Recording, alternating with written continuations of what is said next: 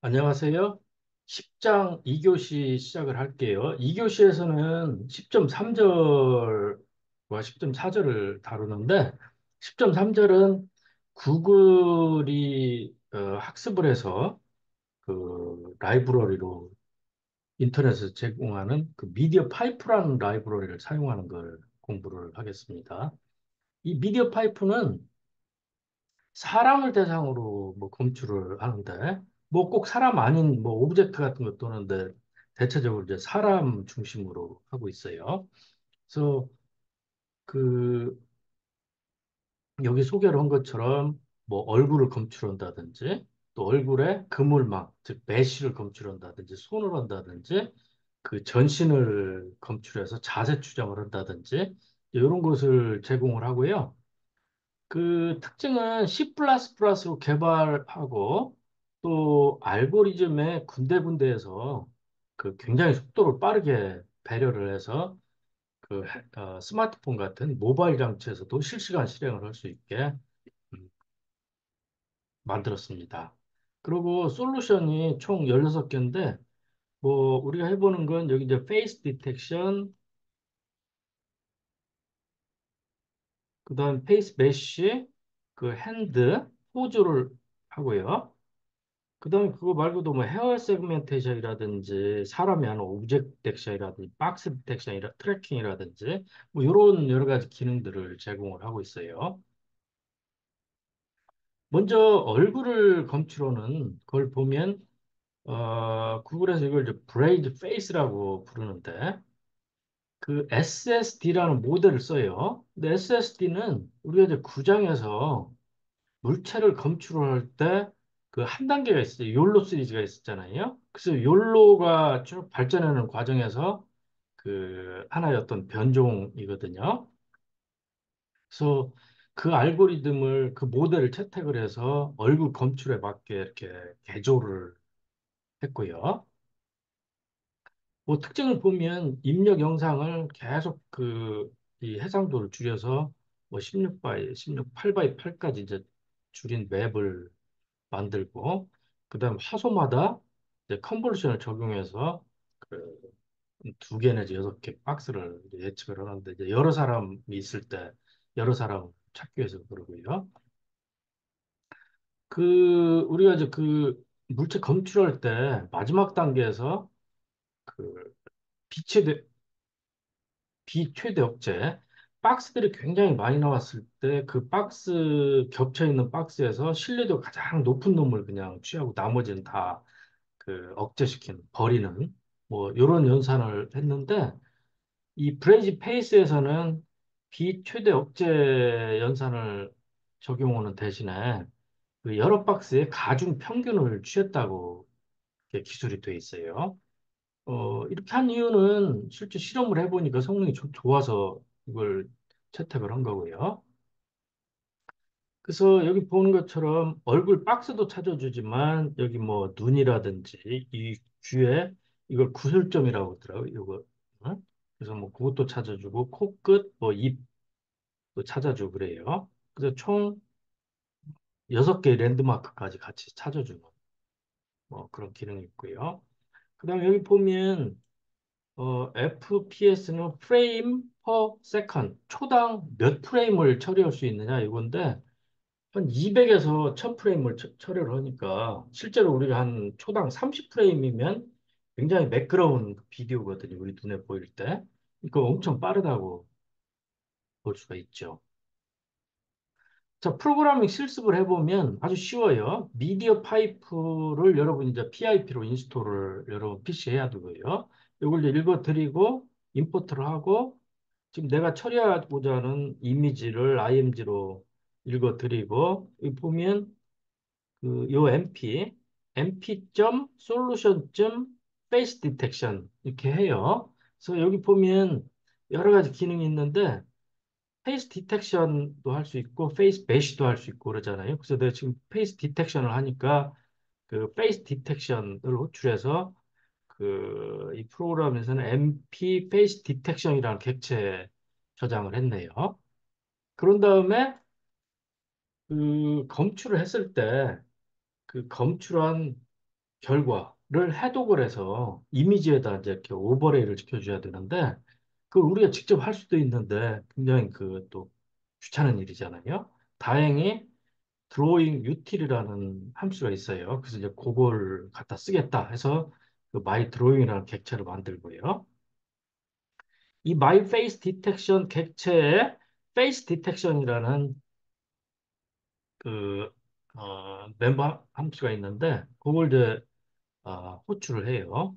여기 보면 모델 셀렉션이라는 매기면서 일로 뒀는데 여러분이 요 미디어 파이프 공식 사이트에 가서 이 페이스 디텍션이라는 함수의 API를 확인을 해보면 이 모델 셀렉션이 그 어떤 의미를 갖는 매개 변수인지를 알 수가 있어요. 그 제 책에도 설명이 되어 있고요. 그래서 0하고 1이 제공이 되는데 0이면 좀 이렇게 가깝게 찍은 이게 얼굴이 크게 나온 뭐 그런 경우에 잘 작동을 하고 1은 그 좀 멀리 찍은 뭐 그런 거예요.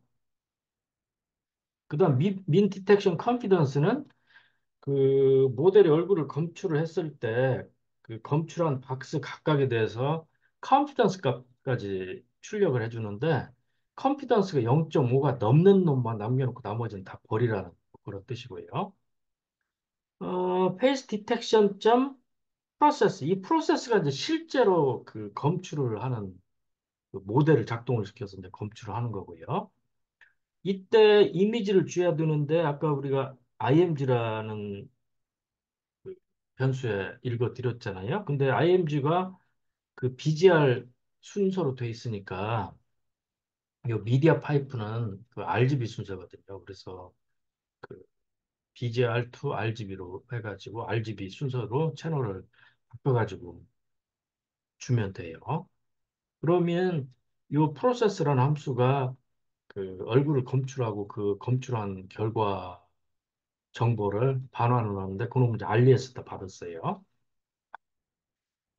우리가 그 RES가 또 여러 가지 정보를 갖고 있는데 detections라는 그 멤버 변수를 확인해 보면 레이블 아이디하고 스코어 이게 이제 컴피던스예요. 그리고 이제 그 위치 정보들 그 박스의 위치 아까 6개의 랜드마크의 위치 또 어, 또 다른 그 박스 그다음에 6개 랜드마크 또 다른 박스 또 랜드마크 이런 식으로 리스트 속에다가 저장을 해서 주거든요. 지금 이 영상 같은 경우는 3개를 했기 때문에 리스트에 이게 이제 3개가 들어있는 거죠. 정보가. 그래서 그 rs detections를 보니까 얘가 아무것도 리스트가 empty예요. 그러면 그 not 이렇게 물어봐가지고 그 없다 그러면 아무것도 없는 거잖아요. 리스트가 빈 거잖아요. 그럼 얼굴 검출이 실패했습니다. 이렇게 출력을 하고 끝내고 그러지 않으면 그 이 리스트 속에 들어있는 그 박스 각각에 대해서 draw detection이라는 함수를 써서 실제로 이 img 원본 영상에다가 그 정보를 그 오버레이를 시키는 거죠. 그리고 이제 imshow로 그 윈도우에다가 보여주는 거예요. 그래서 이런 원본 영상을 주면 3개를 검출했고 박스 정보, 그다음에 6개 랜드마크 정보 이렇게 디스플레이가 되는 걸 확인할 수가 있죠. 요 프로그램을 보면 그 라이브러리가 굉장히 잘 짜여 있어서 설계가 잘 돼 있어서 그 불과 뭐 한 20줄 정도 그 아주 고성 프로그램을 확보를 할 수가 있고요. 그또 하나는 여러분이 그 영상들을 이렇게 바꿔가지고 이렇게 처리를 해보면 상당히 잘합니다. 상당히 잘해요. 한번 해보기를 바라고요. 이 프로그램은 이걸 이제 비디오로 확대를 한 건데 그 비디오 캡처해서 캡이랑 객체 만들고 파일 해가지고 계속 돌고 뭐 초당 한 30프레임 정도 하겠죠. 그 프레임에 읽어드리고 그 프로세스 호출해가지고 이 프레임을 처리를 해서 알리에스 만들고 이제 그 그려 넣고 그 윈도우에 보여주고 그리고 이제 Q라는 값이 들어오면 빠져나가고 그러지 않으면 계속 이제 반복을 하는 거죠. 그 여기 보면 오픈시브에 플립이라는 함수가 있는데 이것은 그 좌우 이렇게 반전을 하는 거예요. 좌우 반전. 이거 왜 그렇게 하냐면 음, 우리가 이제 그 제가 여기 앞에 그 웹캠이 있는데 제가 이렇게 보고 있으면 이걸 거울처럼 보게 하려고 그러는 거예요. 거울처럼. 그래서 이 오른쪽 눈이 저 화면의 왼쪽에 나타나야 되나요? 내가 볼 때는 오른쪽이야 되고. 그래서 하여튼 거울처럼 이렇게 비치게 하려고 그 플립을 적용을 한 거고요.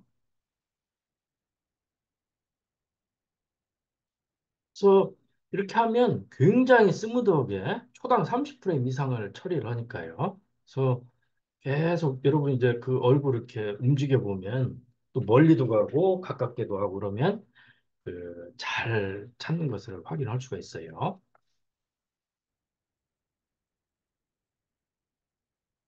자, 얼굴을 장식한 어떤 증강현실을 한번 해보자. 증강현실은 영어로 이제 Augmented Reality, 줄여서 AR이라고 보통 부르고, 그 카메라에서 들어오는 실사 영상에다가 무언가를 장식을 해서 실사 플러스 가상이 보여지는 그런 걸 증강현실이라고 하죠. 그래서 아주 간단한 걸 해보면 결국 이제 이런 걸 한번 해보려고 그러거든요. 그 눈에다가 이렇게 주사위 어떤 영상을 이렇게 씌우는. 그래서 여러분 실제로 실행을 해보면 그 움직이면 실시간으로 그 주사위가 이렇게 따라오는 걸 알 수가 있고요. 자, 이거를 하려고 그러면 지금 보통 이제 영상들은 이렇게 해가지고 이 배경까지 이렇게 값을 가지고 있으니까 여기가 투명하게 이렇게 안 되잖아요. 이 배경이. 근데 이거는 지금 투명하게 된단 말이죠. 이 투명하게 하려면 여러 가지 방법이 있는데 그 중에 하나가 PNG 파일을 쓰는 거예요.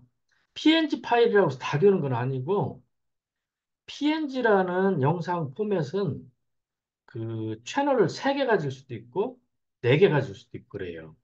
4개 가진 애는 그 0, 1, 2가 RGB고요. 그 다음에 그 3번 채널이 즉 네 번째 채널이 그 알파 값이에요. 알파 값 투명도를 가지고 있거든요. 그래서 이 dice.png라는 파일은 제가 그 위키에 들어가서 png 파일을 설명하는 데 들어가가지고 예제 영상을 다운을 받았어요. 그때 아주 그 괜찮더라고요. 그 이제 그놈을 쓰는데 걔는 이제 채널이 4개고 그 이 배경이 그 투명도가 그 높게 설정이 돼 있어서 다른 영상을 그 오버레이 시키면 그 투명하게 보이는 이제 그런 거고요. 너무 크기 때문에 10분의 1로 줄였고요. 0.1로 둬가지고. 그 다음에 크기를 알아내고요. 그 오버레이 시키기 위해서 그러고요. 그 전하고 똑같죠.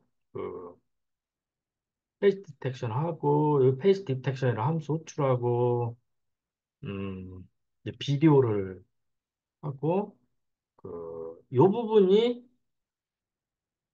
그 RES. 그래서 그 얼굴 각각에 대해서 키포인트를 찾았고요. get 키포인트라면 알아낼 수가 있어요. 아까 그 키포인트가 6개가 있다고 그랬잖아요. 그래서 그 키포인트의 매개 변수로 face 키포인트 점 right 하면 오른쪽 눈의 좌표를 알려주거든요. 그래서 6개 각각에 대해서 키포인트를 알아내려고 그러면 이제 요 매개 변수 값으로 뭘 줘야 되는지는 여러분이 그 사이트 들어가서 확인해 보면 되고요. 그래서 이제 그 위치 찾고 계산하고 그 투명도 알아내고 그다음에 이 프레임이라는 원본 영상하고 이 다이스라는 주사위 영상하고 두 개를 이렇게 합치는데 이 프레임에다가는 1-알파를 곱하고 얘는 알파를 곱하고 그래서 두 개를 이렇게 그 혼합을 해요. 이 알파 값은 픽셀별로 돼 있기 때문에 그 모든 픽셀에 대해서 알파 값을 알아내고 픽셀별로 지금 이제 요 30행을 이제 수행을 하면 되죠. 그러면 이제 이런 식의 것이 나타나고요. 여기 여러분 그 MP 페이스 디텍션 페이스 키 포인트 하면 알아낼 수가 있어요. 레프트 이어 트레지언, 그다음에 레프트 아이, 라이트 아이, 노즈 팁, 아웃 센터 뭐 이런 것들을 알아낼 수가 있죠. 자, 페이스 디텍션을 넘어서 이제 메쉬를 찾아보자. 얼굴을 검출하는데 이 얼굴을 메쉬를 알아내는 거예요. 이 페이스 메쉬는 그 468개의 랜드마크가 있고요. 그 이런 점들이 468개가 있다는 거예요. 이 페이스 메쉬는 이제 속도를 빠르게 하기 위해서 그 비디오가 들어오면 첫 프레임에서 아까 우리가 봤던 브레이즈 페이스라는 요거 있잖아요. 브레이즈 페이스를 가지고 얼굴을 검출해요. 검출한 다음에 그 다음부터는 프레임별로 브레이즈 페이스를 적용을 하면 시간이 걸리기 때문에 그냥 추적을 해요. 추적을.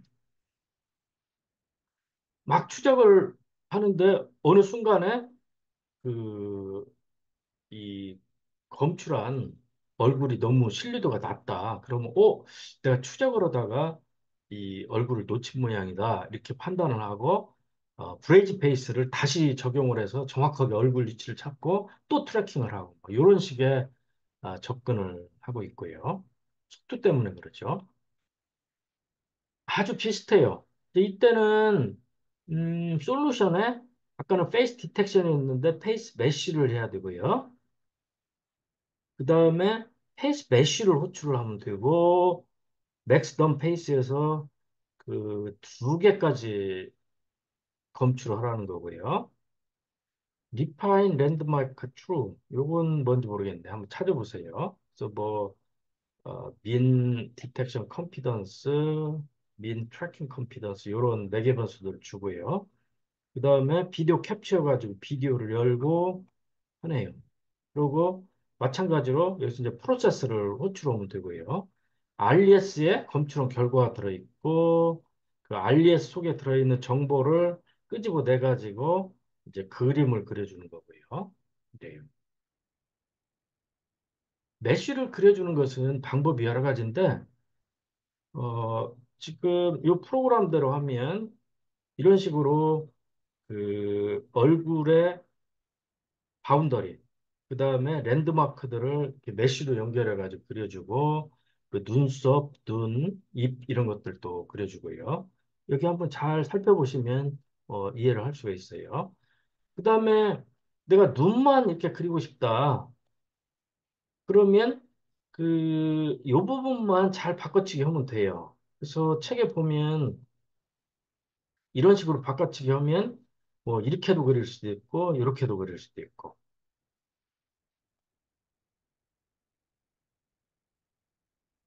그래서 그 여러분이 원하는 형태로 예, 그릴 수 있다는 거예요.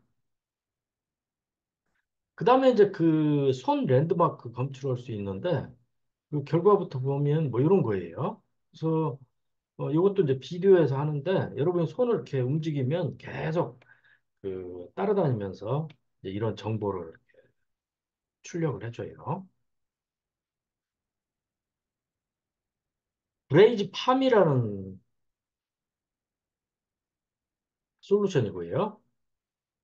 얘도 SSD를 개조해서 만들었다고 그러네요. 그리고 랜드마크가 총 21개. 0번이 손목이고 1번이 이제 엄지 쪽에 1, 2, 3, 4 뭐 이런 식으로 있고요. 이제 21개의 랜드마크가 이렇게 있어요. 얘도 이제 비슷하고 솔루션 점 핸즈 이렇게 하면 되고요. 여기서 핸즈라는 함수를 호출하면 되고 뭐 요 API는 여러분이 그 확인 한번 해보세요. 그다음 비디오 캡처해서 웹캠 연결하고 프로세스에서 찾고 그 거의 그 API가 비슷하죠. 이게 손이든 얼굴 메시든 얼굴이든 단지 이제 이 부분에서만 내가 뭘 찾겠다만 지정을 하면 되고요. 그다음 여기 이제 그려주는 부분이고요. 그러면 이제 이런 게 나오고 이것도 이제 다양한 형태로 그릴 수 있는 그런 기능이 있어요. 그다음에 이제 10.4절은 이 책의 이제 마지막 절인데 이제 미디어 파이프가 끝났어요. 10.4절은 자세 추정과 행동 분석인데 여기에서도 이제 미디어 파이프가 이제 뒤에 나오고 앞부분에서는 조금 이론적인 얘기를 할게요. 이것은 사람 몸 전신을 이렇게 분석하는 기능이고요. 여러분이 가만히 생각을 해보면 전신을 잘 분석을 하면 정말 많은 응용이 있겠다. 맞습니다. 예를 들면 자율주행차도 지금 그 전신을 분석을 해요. 그 자동차에 카메라가 있어서 바깥쪽에 뭐 보행자라든지 횡단보도를 건너는 사람이라든지 이런 전신을 어, 알아내죠. 범죄 예방 이런 데도 쓸 수가 있고요. 또 전신을 분석을 하고 나면 자세 추정을 하고 그걸 가지고 도대체 저 사람이 어떤 행동을 지금 하는지 행동 분류를 할 수가 있고요.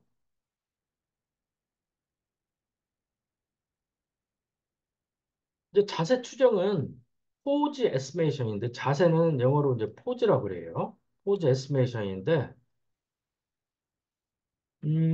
전신에 있는 관절 위치, 그 랜드마크죠. 미리 정해진 랜드마크. 그걸 위치를 알아내는 일이고요. 그리고 랜드마크 또는 키포인트라고 보기도 하고.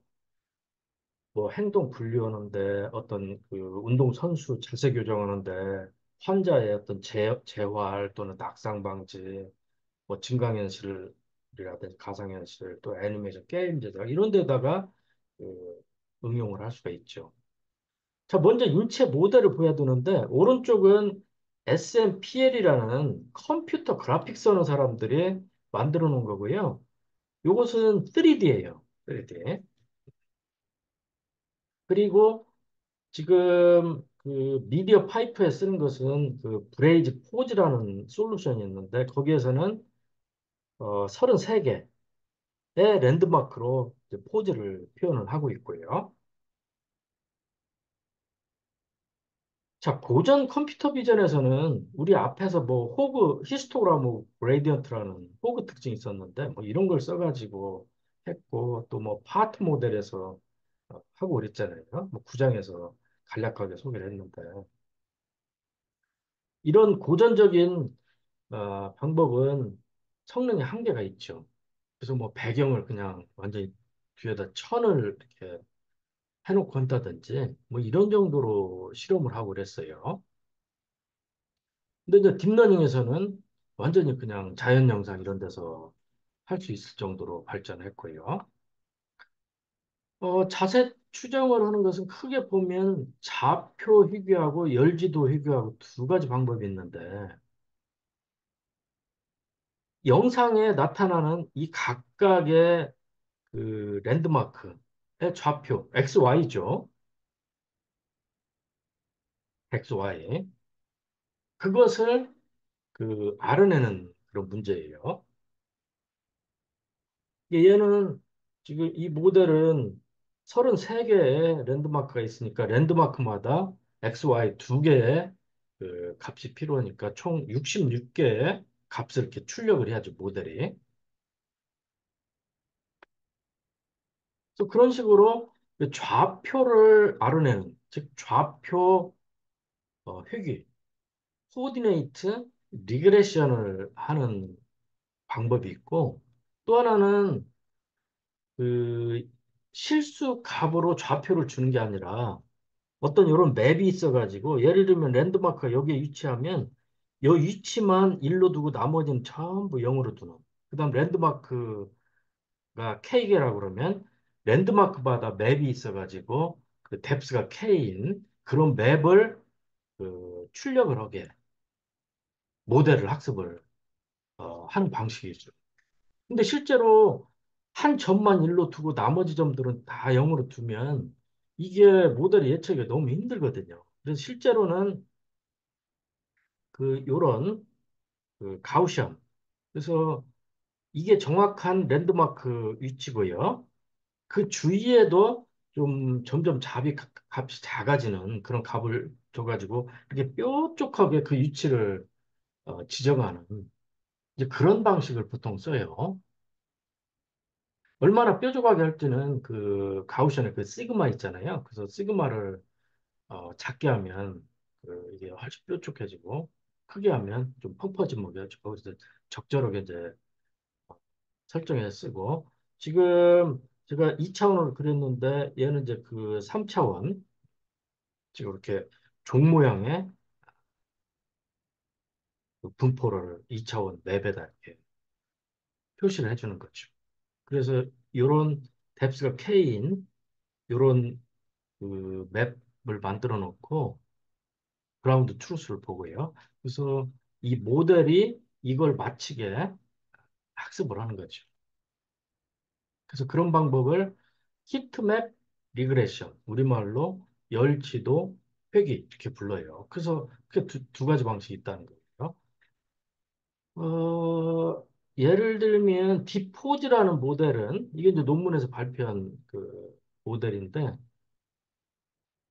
자포 회귀를 쓰고 스택트 아워 글라스라는 요거예요, 요거. 그래서 마치 그 모래시계 두 개 이렇게 붙여놓은 그게 이제 여러 개가 이어져 있는 형태잖아요. 그래서 스택드 아우글라스 모델이라고 불러요. 그게 대표적이죠. 이게 이제 한 사람이 아니라 영상 속에 여러 사람이 있기 때문에 여러 사람의 자세 추정을 해야 되는데 크게 보면 탑다운 방식이 있고 그 하향식이죠. 위에서부터 아래로 이렇게 내려오는 거고요. 그다음 바텀업 아래에서 위로 올라가는 상향식 방식이 있는데 하향식은 먼저 패스트 RCNN이라든지 욜로 같은 걸 써서 이렇게 퍼슨을 디텍트를 한 다음에 요놈만 클롭을 해가지고 거기에서 그 랜드마크 이렇게 찾아내는 이런 방식을 쓰고요. 알파 포즈라든지 크라우드 포즈 이런 모델이 대표적이에요.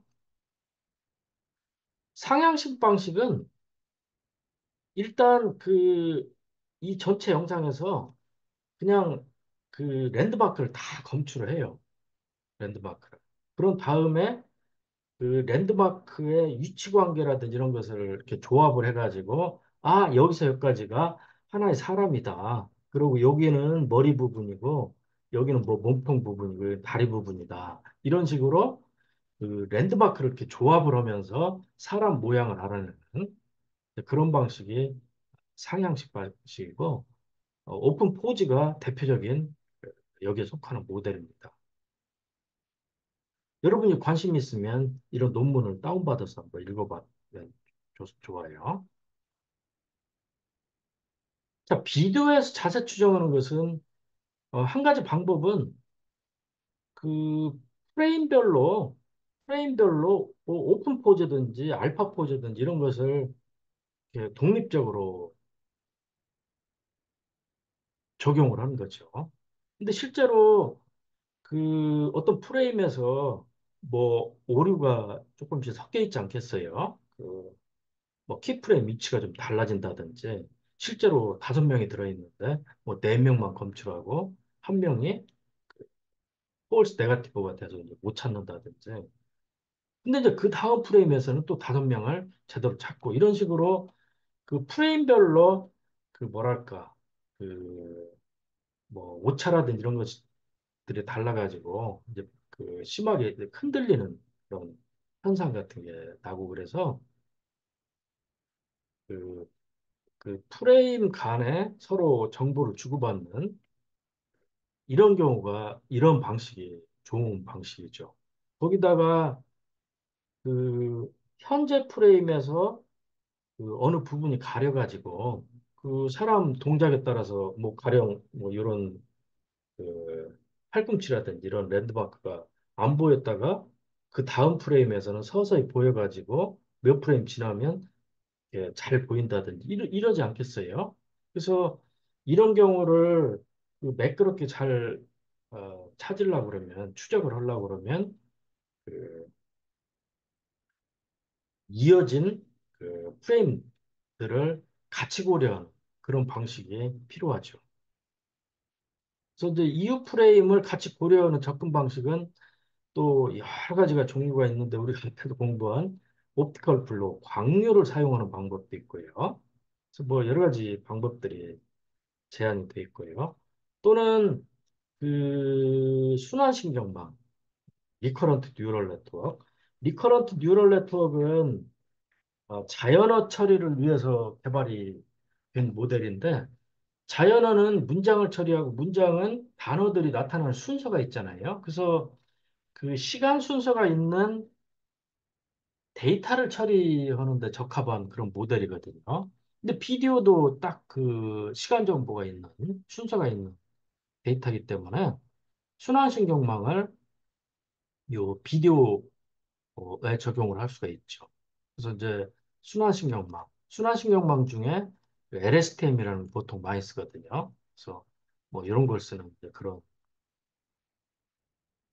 접근 방법도 있고 그러죠.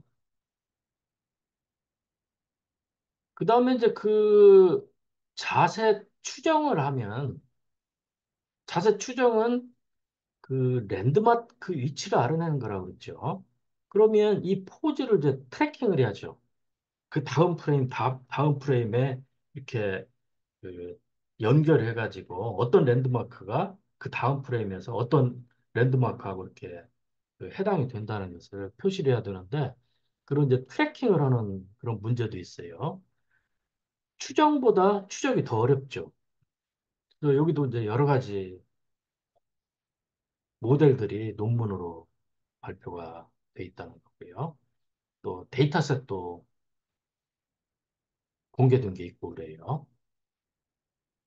자세 추정은 플릭이라는 거, LSP라는 거, MP2, 코코, 크라우드 포즈, 포즈 트랙 뭐 이런 다양한 데이터셋이 있어요.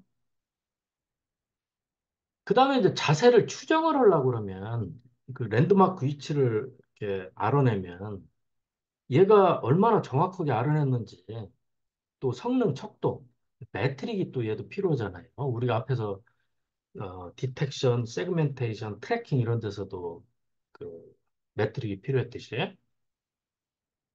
근데 이것도 꽤 까다롭다. 왜요? 그 초창기에는 보통 percentage of correct part라는 줄여서 PCP라는 척도를 보통 많이 썼고요. 가령 PCP 0.5라는 척도를 쓰면 이게 뭐냐면 이게 이제 그 참값 랜드마크예요.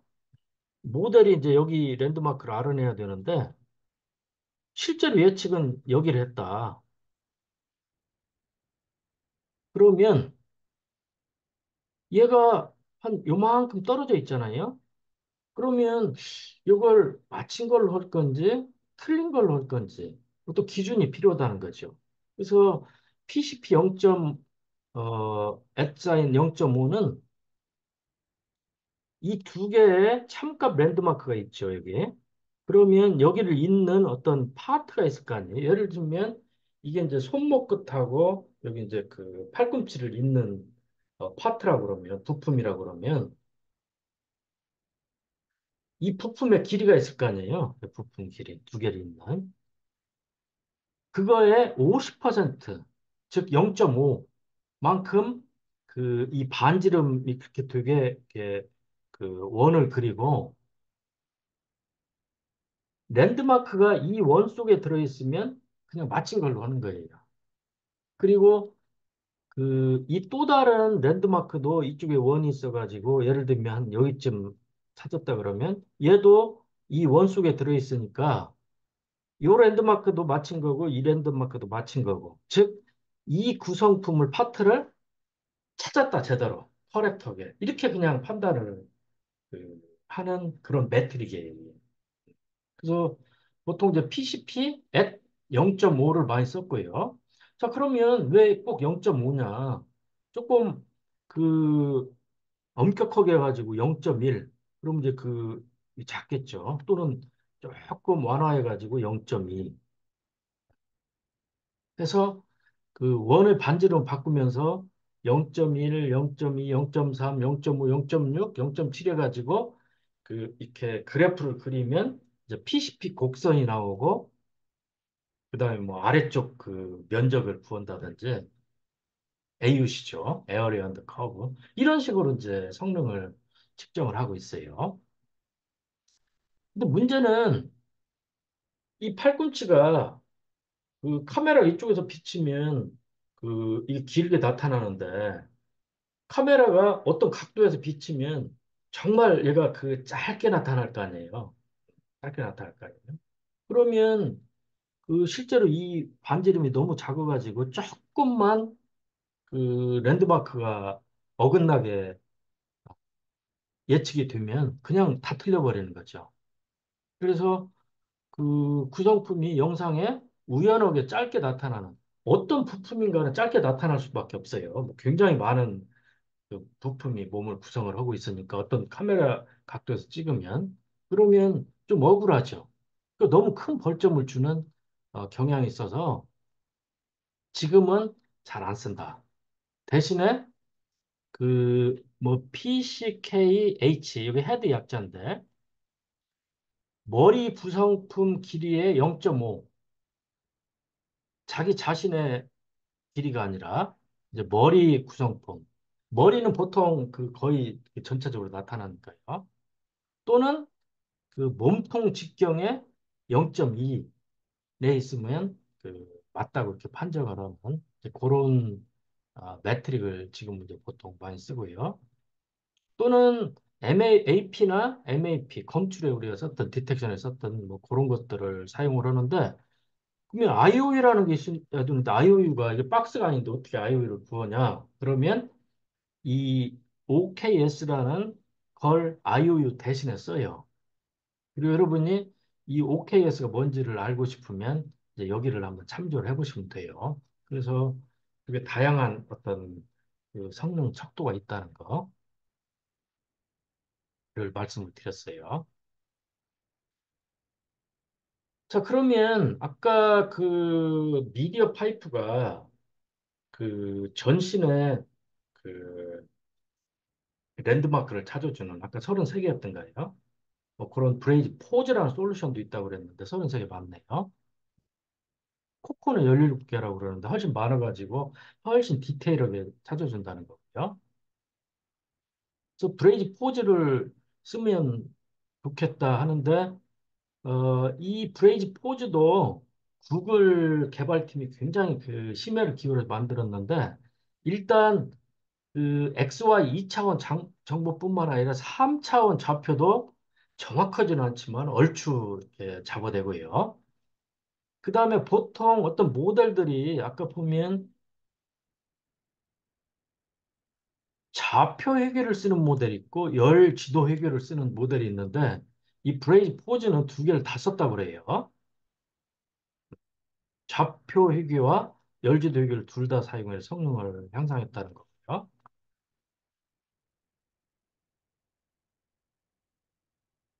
그 다음에 뭐, 그, 일단 브레이즈 페이스로 얼굴을 찾은 다음에 그 몸이 있을 만한 곳을 ROI로 리전 오브 인터레스트 찾아가지고 뭐 처리를 한다든지 뭐 이전처럼 첫 프레임만 ROI 검출하고 나머지는 그 랜드마크를 추적하는 방식으로 한다든지 이렇게 해가지고 속도도 굉장히 높이고 그래서 정확도도 높이고 속도도 높이고 이렇게 만든 솔루션이다 이렇게 보면 되고요. 사용하는 방법은 비슷해요. 이때는 그냥 포즈라는 걸 가지고 객체를 만들고 포즈라는 함수를 호출하면 되고 여기 이제 여러 가지 그 매개 변수가 있으니까 여러분이 그 API로 확인해 가지고 이해를 하시면 되고요. 이제 비디오 연결하고 콜 프로세스 해가지고 결과를 RS에 받고 이 RDS가 여러분 이제 프린트를 실제로 해보면 XY 2차원 좌표뿐만 아니라 3차원 직값까지 갖고 있는 걸 알 수가 있어요. 그래서 실제로 우리가 그 원본 영상에다가 비디오 영상에다 이렇게 오버레이 시킬 수도 있고 별도로 그 3차원 공간에 그 랜드마크 위치를 뿌릴 수도 있거든요. 그 직각이 있다는 걸 우리가 여기서 확인할 수가 있죠. 그리고 이 부분이 그 이 프레임에다가 오버레이 시키는 부분이네요.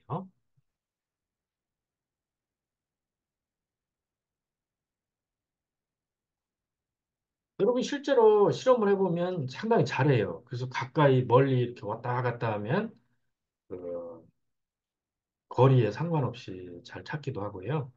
여러분 실험을 하면서 어느 정도 멀어지면 사람을 놓치는지 이런 것도 확인을 해보면 재밌을 것 같아요.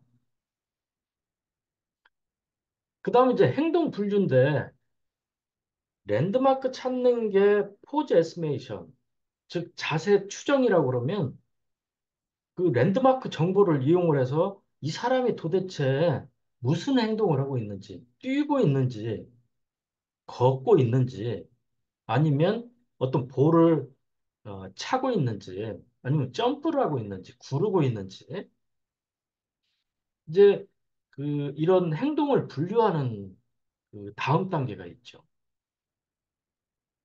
사람은 여러분 알다시피 정말 뛰어난 능력을 가지고 있어요.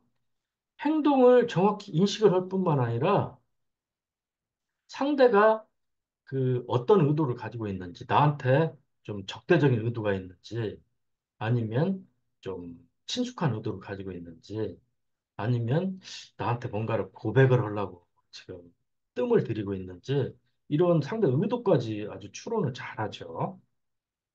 근데 이런 걸 잘 모르는 사람을 우리가 눈치가 없다고 보통 이렇게 얘기를 하고 그래요. 근데 기본적으로는 어느 정도까지는 모든 사람이 다 이런 능력을 갖추고 있고요. 행동을 이해하는 데까지 막 능숙하다는 거죠. 의도를 파악한다는 얘기는 액션을 그 언더스탠딩까지 한다는 거죠. 컴퓨터 비전은 아직 그 턱도 없다 이렇게 보면 되고요. 지금은 몇 가지 행동으로 분류하는 정도다 보면 되고요. 예를 들면 데이터셋이 키넷 키네틱스라는 데이터셋도 있고 HAA500이라는 데이터셋도 있는데 얘는 행동을 700부류로 나누고 얘는 500부류로 나누고 그러네요. 비디오가 65만 개, 59만 개 꽤 많죠. 그 정지 영상이 아니라 비디오입니다. 보통 한 뭐 10초 분량, 뭐 15초 분량, 뭐 이런 거고요. 예를 들면 이 비디오는 이제 자전거 타기 이렇게 레이블링이 돼 있고요. 얘는 이제 덩크슛, 얘는 뭐 쌀사춤 이렇게 돼 있고요. 이 HAA500 데이터셋은 조금 더 원자 수준의 그 행동 부류로 돼 있다고 설명이 돼 있어요. 예를 들면 그 악기를 연주한다 이런 행동에서 더 나아가서 그랜드 피아노를 연주하는지 첼로를 연주하는지 뭐 이 징을 연주하는지 이렇게까지 레이블이 돼 있다는 거고요. 자, 행동 분류를 하려고 그러면 이제 여기도 이제 결국 이제 컨볼루션 층을 사용을 해서 모델을 구성을 하고 학습을 하고 그래야 되는데 우리가 지금까지 쓴 것은 이런 그 2차원 컨볼루션이었죠. 그래서 그 피처 맵이 m 바이 n 바이 k면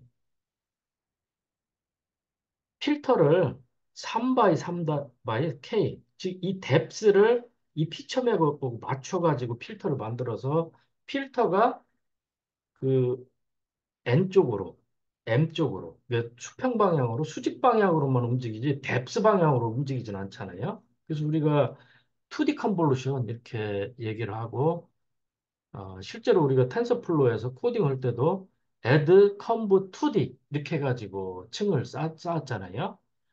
근데 이제 이 행동 분류에서는 그 3D 컨볼루션을 사용하는 논문들도 있어요. 이 얘는 가령 n by n by k 피처맵에 3 by 3 by 3짜리 필터를 적용을 해서 이 필터가 이 방향으로도 움직이고 이 방향으로도 움직이고 이 뎁스 방향으로도 움직이고 이런다는 거죠. 우리가 이제 어떤 그 합리성의 입각에서 생각을 하면 비디오는 이제 3차원 공간을 구성을 하잖아요. 그래서 그 정지 영상에 이 T축에 또 배치가 돼 있으니까 이런 3차원 컨볼루션 쓰는 게 적절하다 이렇게 생각을 할 수가 있어요.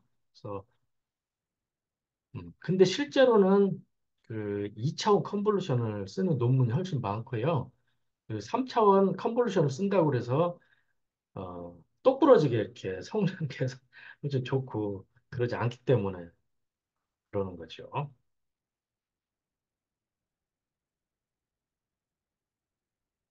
행동 분류는 여전히 아주 어려운 문제다. 그 다음에 그 행동을 예측하는 거. 비디오가 주어졌을 때 이거죠. 요 다음에 요 아이가 어떤 행동을 할 건지 뭐 예측을 해라. 그래가지고 예측한 것을 말로 설명하든지 아니면 영상을 이렇게 그, 어, 생성을 하든지 예측을 해가지고 뭐 이런 문제도 지금 다루고 있는데 분류보다 훨씬 어렵죠. 그래서 그 아주 중요한 미래 연구 주제라고 가지고 봐집니다. 네. 자, 이렇게 해가지고 10장을 다 마쳤고요. 여러분 이제 11장에서 또 만나기로 하죠. 여러분 수고 많았습니다.